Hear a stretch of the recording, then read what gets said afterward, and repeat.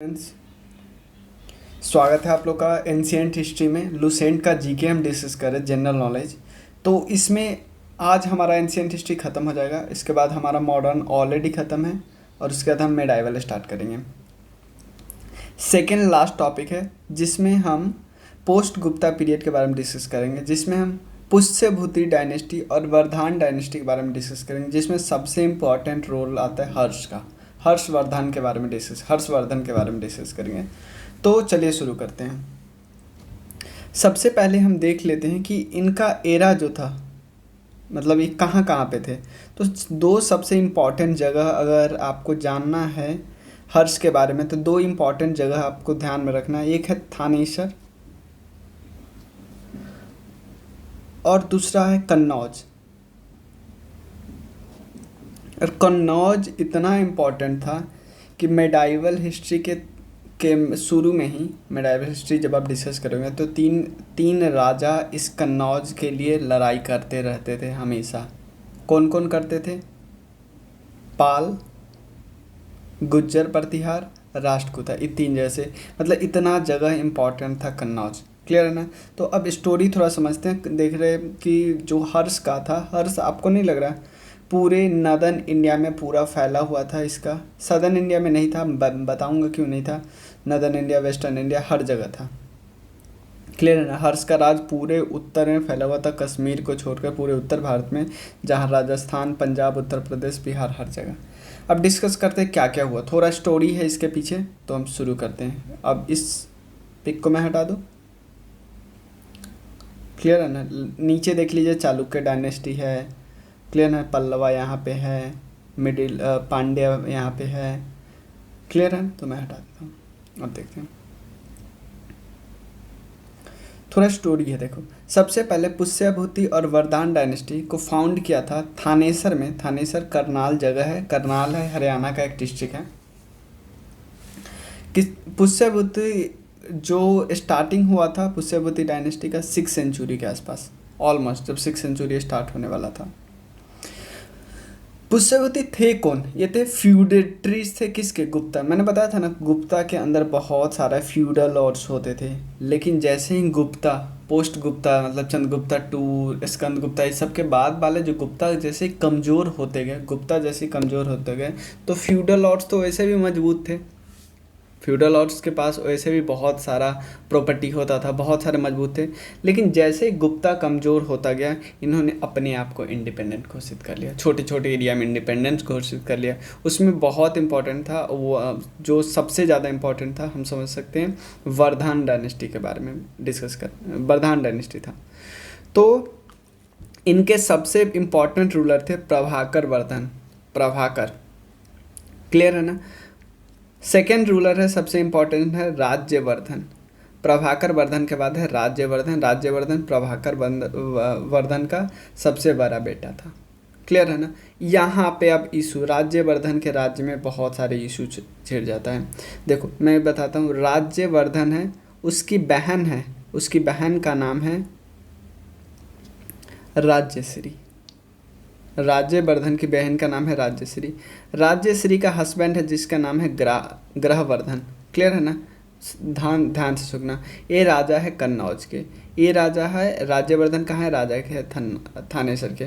अब होता क्या है, दो लोग, एक देवगुप्ता जो कि मालवा के रूलर थे, एक शशांक जो कि गौर के रूलर थे। गौर कहाँ पे है? नॉर्थ वेस्ट बंगाल में है, नॉर्थ वेस्टर्न बंगाल में है।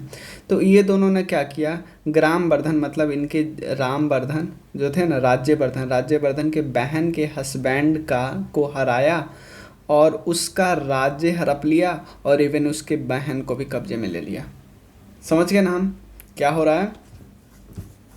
कि राज्यवर्धन की बहन जो राज्यश्री थी, राज्यश्री के हस्बैंड ग्रामवर्धन को हराया, उसका राज्य हड़पा और उसकी बहन को भी किडनैप करके ले गया। कौन सा जगह? कन्नौज को हड़प लिया। क्लियर है ना? इतना समझ गए ना कि राज्यश्री को भी इन्फ्रिजन कर दिया।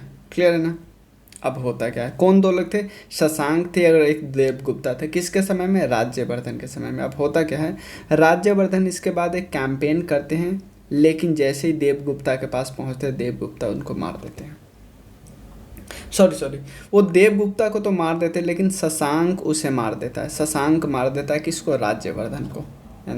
दो लोग थे ना, एक थे एक है देवगुप्ता, एक है शशांक। ये दोनों मिलके ना हराया था राज्यवर्धन के बहन के हस्बैंड को, और इसके बहन को कब्जे में ले लिया था और कन्नौज पे राज करने लगा था। तो अब राज्यवर्धन चुप थोड़ी रहेगा, राज्यवर्धन का फैमिली मैटर है। राज्यवर्धन गया सबसे पहले देवगुप्ता को तो हरा दिया, लेकिन शशांक थोड़ी हारने वाला था। शशांक जो कि गौर का रूलर था, गौर कहाँ पे जगह है? नॉर्थ बंगाल का नदन वेस्टर्न पार्ट है, नदन वेस्टर्न पार्ट। तो शशांक ने राज्यवर्धन को ही हरा दिया। अब राज्यवर्धन अब राजश्री को तो अभी छुड़ा नहीं पाए, तो राज्यश्री अब क्या कर चुकी है? भाग चुकी है फॉरेस्ट की तरफ, अपने आप को छुड़ा के, चकमा देके। अब इसके बाद राज्यवर्धन के बाद आता है हर्षवर्धन। हर्षवर्धन कौन था? राज्यवर्धन का छोटा भाई था। क्लियर है ना? अब हर्षवर्धन को हम शिलादित्य भी बोलते हैं, शिलादित्य। और इसने क्या किया? इसने पुष्यभूति डायनेस्टी के पे बैठा, पुष्यभूति के थ्रोन पे बैठा, और तब से एरा जो स्टार्ट हुआ उसको हर्ष एरा बोलते हैं। हर्ष एरा कब से स्टार्ट हुआ ये भी आपसे पूछा जा सकता है, 606 AD। इससे पहले हम कई एरा डिस्कस कर चुके हैं, विक्रम, शका एरा, गुप्ता एरा, ये सब डिस्कस कर चुके हैं। इस समय से कोई भी पूछ सकता है। जैसे ही हर्ष गद्दी पे बैठा, उसको सबसे पहले चिंता थी अपनी बहन की चिंता थी, और कैसे अपने भाई और अपने बहन के हस्बैंड का बदला लिया जाए। क्लियर है ना? तो सबसे पहले उसकी बहन भाग चुकी थी जंगल में छुप छुपा के, क्योंकि जान बचाना था उसकी बहन को। बिंदन फॉरेस्ट में वो खोजने लगे, और उसको खोज लिया जब उसकी बहन अपने आप को त्याग करने वाली थी, अपने शरीर को, कि मैं दुश्मन के हाथ नहीं लगूंगी, उससे अच्छा तो मैं मर जाऊँ। क्लियर है ना? तो उसके बाद हर्ष क्या करते हैं? हर्ष शशांक को पकड़ता है और शशांक को कन्नौज में ही मार देता है, और उसके बाद कन्नौज को भी हथिया लेता है। तो अब इसके पास दो जगह हो गया बहुत इंपॉर्टेंट, हर्ष के पास थानेश्वर और दूसरा कन्नौज। क्लियर है ना? दो हो गया। कन्नौज पे उन्होंने अपना नया कैपिटल बना लिया, और उस समय का सबसे मजबूत राजा बन गया था नॉर्दर्न इंडिया का। क्या स्टोरी हुआ हम समझ गए ना? समझ गए ना कि इसने बदला ले लिया शशांक से, और शशांक जो एम्पायर हड़पा था कन्नौज वो भी ले लिया, और इवन शशांक का अपना जो राज्य था मगध वो भी हड़प लिया। तो यानी पूरा देख रहे हो, पूरा नदर्न इंडिया इसका हो गया।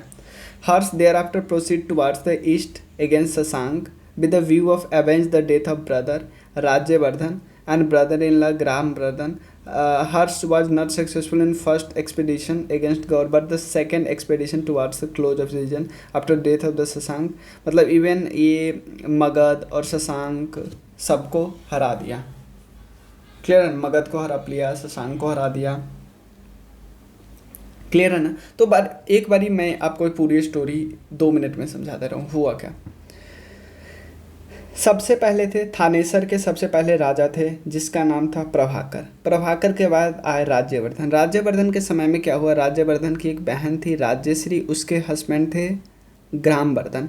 ग्रामवर्धन थे राजा कन्नौज के। ये थे राज्यवर्धन, ये था राजा थानेसर का। क्लियर है ना? यहाँ तक समझ गए।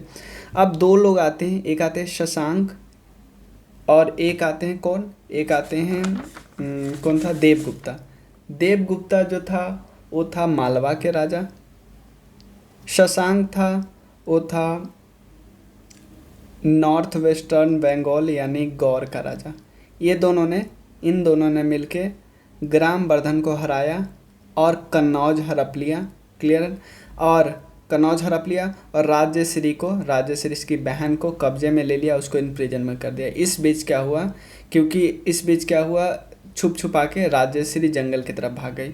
अब राज्यवर्धन को बदला लेना था।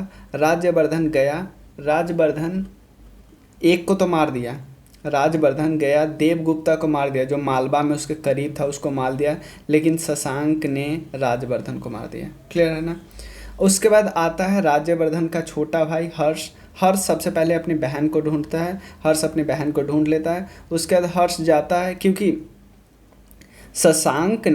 शशांक मेन राजा कहाँ का था? शशांक मेन राजा था तो नॉर्थ वेस्ट का गौर में बैठा होगा, लेकिन उसने कोई अपने बंदे को, कोई अपने, क्योंकि कन्नौज उसी का था, कोई अपने बंदे को कन्नौज में बैठा होगा। तो हर सबसे पहले अपने बहन को ढूंढता है, उसके बाद कन्नौज आता है, कन्नौज में जो इसका शशांक का जो छोटा मोटा गवर्नर वगैरह रहा होगा उसको भगाता है, उसके बाद कन्नौज को अपने में मिला लेता है। ये काम हो गया। अब उसका मेन मकसद था कि मैं शशांक को मारूंगा, तो पहला 2 बार अटैक करता है। एक बार शशांक बच जाता है, शशांक पहली बार में बच जाता है जब पहली बार गौर पे अटैक करता है, लेकिन सेकेंड बार नहीं बचता है और शशांक का डेथ हो जाता है। इसके बाद शशांक का एम्पायर और इसके अलावा मगध सबको हड़प लेता है, इवन मगध मालवा सब हो गया इसका अपना पास। अब क्या हुआ, नॉर्थ वेस्ट में, क्योंकि ये पूरा नॉर्थ इंडिया में, नॉर्थ वेस्ट के पास एक था ध्रुव सेना। ध्रुव सेना कौन थे? मैत्रेय रूलर थे, मैत्रेय डायनेस्टी होती है, बलबीय जगह थी। क्लियर है ना? हर्ष ने इसको हरा दिया, लेकिन फिर इसको यहीं पे बोला कि भाई तुम रहो, तुमसे हम भले ही हरा दिए लेकिन मैट्रिमोनियल रिलेशनशिप बनाएंगे और तुम वेस्टर्न बाउंड्री को थोड़ा प्रोटेक्ट करके रखो। और अपनी बेटी को ध्रुव सेना से विवाह करवा दिया। ध्रुव सेना ने एक्सेप्ट कर लिया कि सर हम आपका फ्यूडेटरी टाइप का रहेंगे और हम आपकी बात मानेंगे, हम वेस्टर्न एरिया को प्रोटेक्ट करके रखते हैं। क्लियर है ना? तो ये बताया जाता है सबसे बड़ा डिप्लोमेटिक अचीवमेंट है इनका। लेकिन इनको प्रॉब्लम कब होता है? अभी तक तो सब जीते जा रहे हैं। प्रॉब्लम होता है कि जब सोचे कि भाई नीचे चलते हैं, साउदर्न इंडिया में चलते हैं, लेकिन साउदर्न इंडिया में भाई बैठा है चालुक्य डायनेस्टी का पुलकेशिन। पुलकेशिन इनको हरा देता है।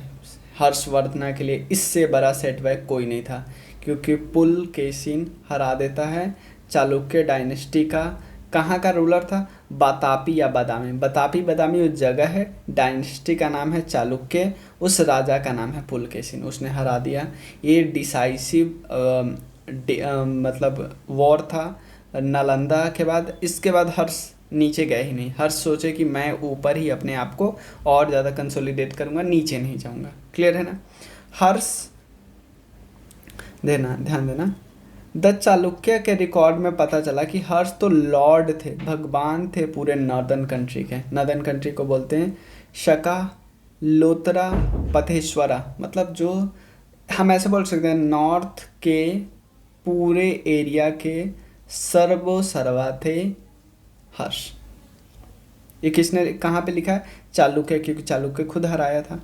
अब क्या होता है, the area under the control covered many part of northern India, eastern in Rajasthan, Ganga valley, ये सब क्या है? ये सब उसके डिस्टेंट फ्यूडल किंग्स थे। क्लियर है? हर्ष मेंटेन डिप्लोमेटिक रिलेशन बहुत से, इवन चाइना से भी बनाए उन्होंने, तभी तो हुआन सांग आए थे ना। इन 1614 AD 1641 AD ही सेंड ए इनवॉय, अपने एक एम्बेसडर को बोला था, भेजा ताई सुआंग के पास। और ताई मतलब जो तांग एम्परर थे उस समय का चाइना में। 3 चाइनीज मिशन सब्सिक्वेंटली विजिट किया इनके कोर्ट में। हुआन सांग यहाँ पे आए, चाइनीज पिलग्रिमेज थे जो कि इंडिया में आए। किसके समय में? हर्ष के समय में। ये क्वेश्चन पूछा हुआ है कई बार। हर्ष के समय में जो चाइनीज आए थे, चाइनीज पिलग्रिमेज, उनका क्या नाम है? हुआन सांग नाम है। क्लियर है ना? ही स्पेंड ये बहुत साल रहे थे यहाँ पे, डोमिनियन ऑफ हर्ष में ही रहे थे। उसके बाद हुआन सांग 2 चीज़ों का डिस्कस करते थे, 2 इवेंट का डिस्कस करते हैं, 2 असेंबली का डिस्कस करते हैं। एक कन्नौज का असेंबली का डिस्कस करते हैं, एक प्रयाग का डिस्कस करते हैं। क्लियर है ना? सबसे पहले कन्नौज असेंबली के बारे में बताते हैं। वो 643 AD में होता है। 2 असेंबली की बात करते हैं। कन्नौज कहाँ से लिया था? राजवर्धन वाला, ग्रामवर्धन वाला। और एक प्रयाग की बात करते हैं। देखो, जो कन्नौज असेंबली था, 2 असेंबली है ना, कन्नौज असेंबली तो इनके, क्योंकि जो भी उस समय पिलग्रिमेज लोग आते थे एक दूसरे देश से, उनका बहुत ज़्यादा रेस्पेक्ट होता था। क्लियर है ना? तो क्योंकि और तो जो हुआन सांग थे, हुआन सांग के ऑनर में उनके लिए रखा गया था Kannauj assembly. And to popularize Mahayana sect of Buddhism, मतलब हर्ष ने महायाना सेक्ट ऑफ बुद्धिज्म को पॉपुलराइज किया। आपको पता है कई सेक्ट है बुद्धिज्म का, हिनायना, बुद्धायना, हिनायना, महायाना, वज्रयाना, तांत्रिक वाला सेक्ट, तांत्रिक वाला कल्ट जो है। तो पहला असेंबली था जो कन्नौज असेंबली था। कन्नौज असेंबली किसके लिए किया गया था?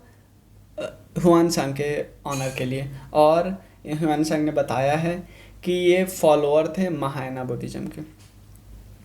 प्रयाग असेंबली जो कि हुआ था 643, मतलब इसके कुछ एक साल बाद, इन प्रयाग हर्षवर्धन बोलते हैं कि ये रिलीजियस फेस्टिवल होता था हर 5 साल पे।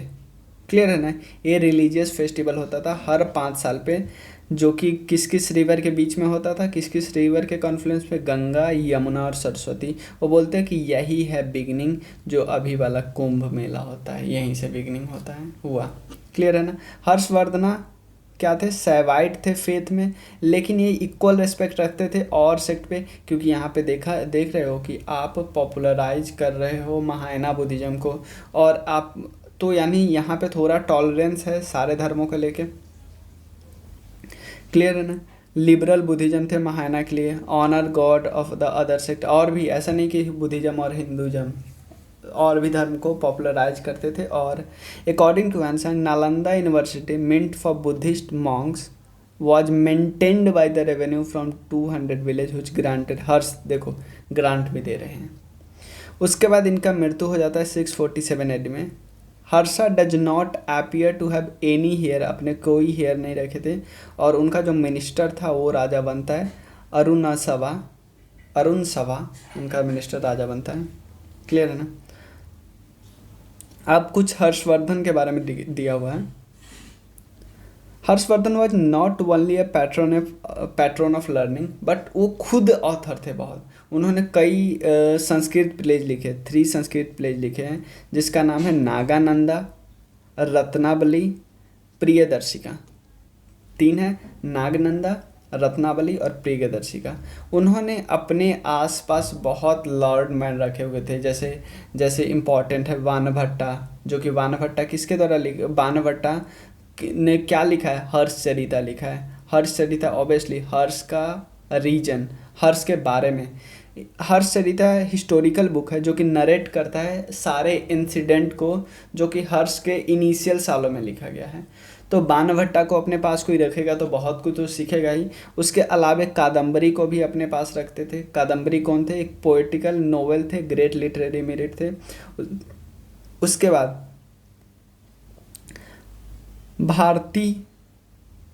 भारतृहरि को अपने पास रखते थे। भारतृहरि किस किस किताब के लेखक है, नीति शांत का, श्रीनगर शतक इसको बोलते हैं, और किसको रखते थे, वैराग्य शतक। मतलब ये सब लिखा गया है किसके द्वारा, भर्तृहरि के द्वारा। क्लियर है ना। इस सब को बोलते हैं ज्वाइंटली कौन, देखो आपको एक बारी और मैं बताता हूँ। हर्षवर्धन अपने साथ, हर्षवर्धन खुद लिखे पढ़े थे, खुद 3 संस्कृत प्लेज लिखे थे, नागनंद, रत्नावली और प्रियदर्शिका। लेकिन उसके अलावा वो अपने साथ अपने आसपास बहुत लर्न मैन को रखते थे। सबसे पहला लर्न मैन है जिनका नाम आता है बाणभट्टा, याद कर लिया। उसके बाद लर्न मैन का नाम आता है, उसके बाद लर्न मैन का नाम क्या होता है, भातृहरि 3 शतक लिखे हुए हैं, जिनको शताका त्रयी बोलते हैं। शताका त्रयी ऐसा ना, 3 शतक, 3 शतका लिखे हुए थे। तो इनके पास कौन कौन थे, एक थे बाणभट्ट, उसके अलावे कादम्बरी, और एक है भारतृहरि। 3 लोग थे, बाणभट्टा, कादम्बरी, भारतृहरि, 3 लोग थे। इन तीनों से बहुत कुछ सीखेंगे, इसलिए उन्होंने अपना 3 प्लेज भी लिखा। Harsha govern his empire on the same line Gupta जैसे करते थे, लेकिन एक जो इनका एडमिनिस्ट्रेशन था वो थोड़ा सेंट्रलाइज हो गया। मतलब जो फ्यूडल लॉर्ड्स बहुत होते थे, डिसेंट्रलाइजेशन बहुत होते थे। इनको लगा यार मैं डिसेंट्रलाइजेशन करूँगा ना तो जैसे कोई कमज़ोर थोड़ा पड़ेगा ये लोग उठ के खड़े हो जाएंगे, ये नहीं चाहते थे, क्योंकि ये भी वैसे ही बने थे ना, इसलिए। तो समझ गए, कोई प्रॉब्लम नहीं है। क्लियर। तो ये हमारा क्लियर हो गया। अब नेक्स्ट वीडियो में हम डिस्कस करेंगे स्टेट ऑफ जो डेक्कन और साउथ इंडिया में थे, जैसे चालुक्य, पल्लवा, और कुछ पल्लवा आर्ट है, और कुछ गुप्ता एंड पोस्ट गुप्ता है, उसके बाद हमारा मेडाइवल हिस्ट्री स्टार्ट हुआ।